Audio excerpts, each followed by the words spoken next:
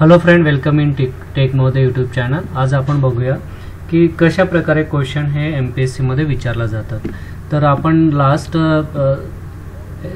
व्हिडिओमध्ये बघितलं होतं की हे जे सेक्शन आहे त्या सेक्शनमध्ये काय इम्पॉर्टन्स आहे आणि काय डिटेल्स दिलेले आहे।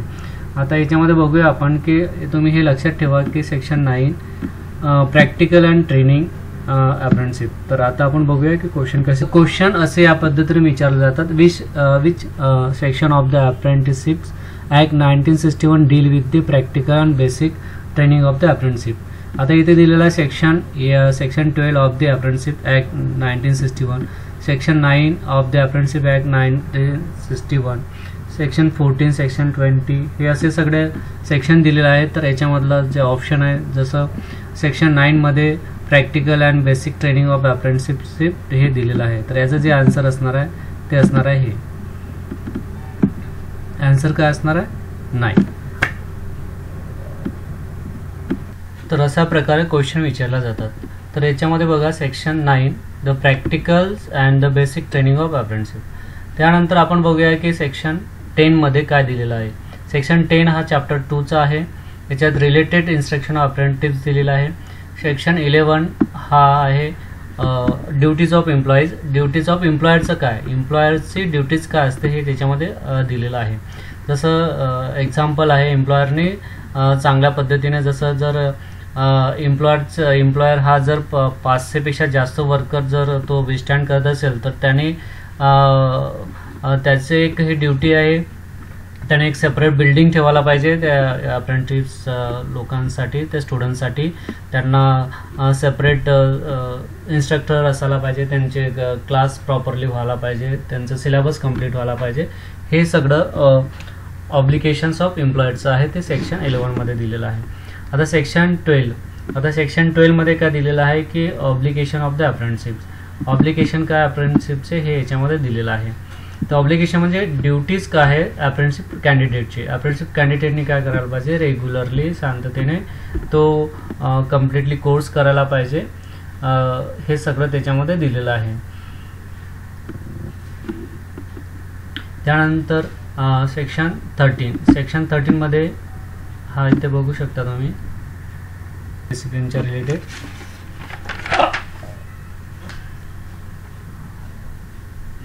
आणि इथे कंडक्ट अँड डिसिप्लिन हे जे आहे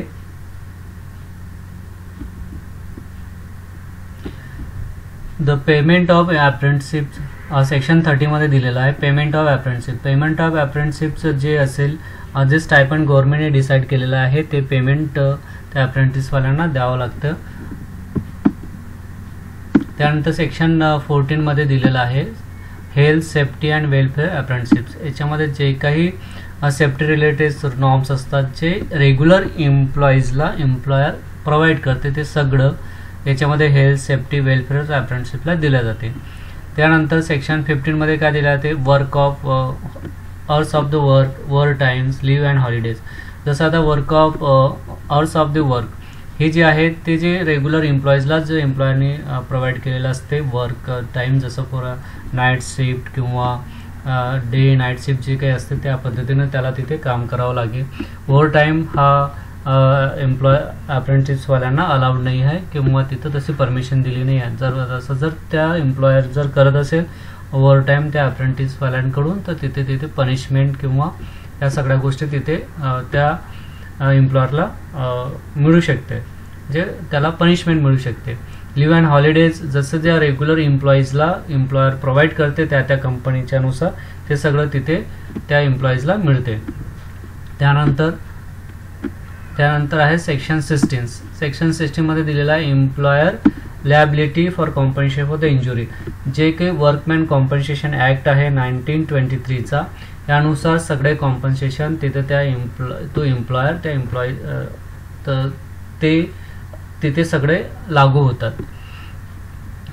सेक्शन 17 जसं कंडक्ट अँड डिसिप्लिन जसं जे काही त्या एम्प्लॉयरने तिथे डिसाईड केलेलं आहे किंवा त्या कंपनीचे जे कंडक्शन टाईम असेल किंवा डिसिप्लिन असेल ते त्या अप्रेंटिसवाल्यांना तिथे फॉलो करावं लागते। जसं डिसिप्लिन म्हणजे की 8चा टाईम आहे किंवा नाईट शिफ्ट आहे, डे शिफ्ट आहे, ह्या पद्धतीने त्याला तिथे ते फॉलो करावं लागेल. आता नेक्स्ट बघूया आपण सेक्शन 18. सेक्शन 18 मध्ये काय दिलं, apprentice are trainees and not worker. तर याच्यामध्ये सांगितलं गेलेलं आहे क्लिअर कट, जो अप्रेंटिस आहे तो ट्रेनी आहे, it is not a worker. So हे तिथे डिक्लेअर केलं जाते. तर क्वेश्चन मे बी असा येऊ शकते की कुठल्या सेक्शनमध्ये सांगितलं गेलं आहे की apprentice are trainee not the worker, तर तिथं आपल्याला सांगता आलं पाहिजे 18. नेक्स्ट आहे 19. सेक्शन 19. सेक्शन 19 मध्ये रिकॉर्ड्स अँड रिटर्न हे सगळं तिथे जो काही रिकॉर्ड असेल, जे काही सगळ्या गोष्टी रिकॉर्ड्स अँड रिटर्नच्या रिलेटेड असेल ते त्या सेक्शन 19 मध्ये डिक्लेअर केलेलं आहे. Section 20 settlements of the dispute. आता बरेचदा सेटलमेंट ऑफ डिस्प्यूट, तर हे जे सेटलमेंट्स केल्या जाते, सेटलमेंट करण्यासाठी त्यांना काही हायकोर्टमध्ये जाण्याची गरज नसते. आता हे बेसिकली किती लोक असतात तिथे, एक तर अप्रेंटिस असतो, एम्प्लॉयर असतो, आणि एक जो मेन असतो अप्रेंटिसशिप ॲडवायझर जो असतो की हा एक मधला दुवा असतो दोघांच्या मध्ये, अप्रेंटिस आणि जो एम्प्लॉयर असतो. डिस्प्यूट हे दोन्ही साईडनं होऊ शकतात आणि दोन्ही साईडचे डिस्प्यूट हे कुठे दिल्या जाते की अप्रेंटिसशिप ॲडवायझर काय करतो, त्याला सॉल्व करतो आणि फायनली सॉल्व तिथंच होते आणि जे ॲडव्हर्टायझर सांगणार ते त्यांना मान्य करावं लागतं. हे आलं section 20 settlement of the dispute. नंतर सेक्शन 21 मध्ये काय, section holding of test, grant of certificate and conclusions of test training. आता इथे holding of test, grant of certificates and the conclusions of the training हे कसं सेक्शन 21 मध्ये दिलेलं आहे. जसं होल्डिंग ऑफ द टेस्ट कोण घेणार आहे, त्याला ग्रँट ऑफ सर्टिफिकेट्स कोण प्रोव्हाइड करणार आहे, कंडक्शन कोण करणार आहे.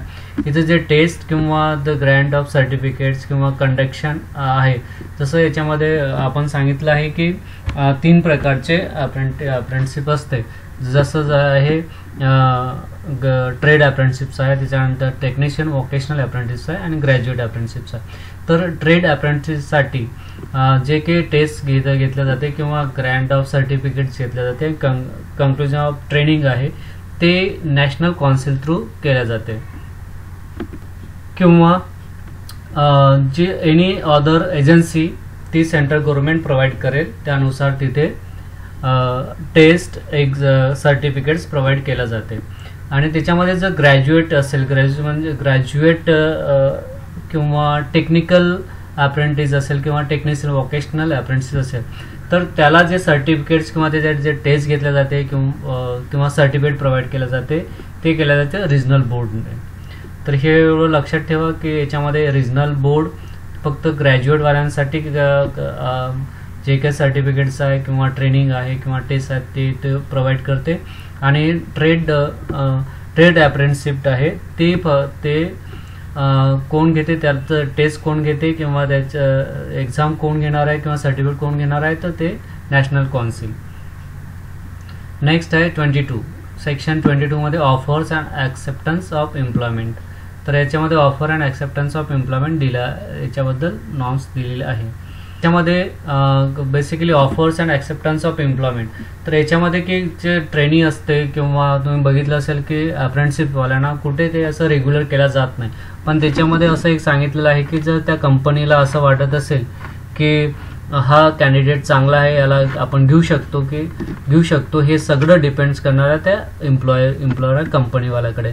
तर असं काही गव्हर्नमेंटने त्यांना काही असं नॉर्म्स काही सांगितले नाही आहे की, पण कंपनीवाल्याला असं वाटलं की एक चांगला कॅन्डिडेट आहे, हा आपल्या कंपनीला चांगला बेनिफिशियल होऊ शकतो इन फ्युचरमध्ये, तर तो कंपनी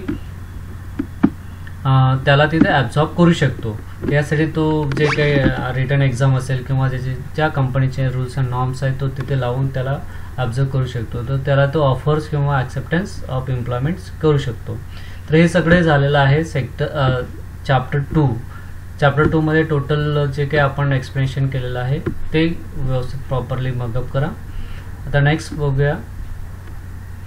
सो जर हा तुम्हाला व्हिडिओ आवडला असेल तर please like, share and subscribe करा. आपण आता चॅप्टर 3 मध्ये जाऊ, ऑथॉरिटीज. हा ऑथॉरिटीजचा चॅप्टर आपण नेक्स्ट व्हिडिओमध्ये कव्हर करूया. आहे.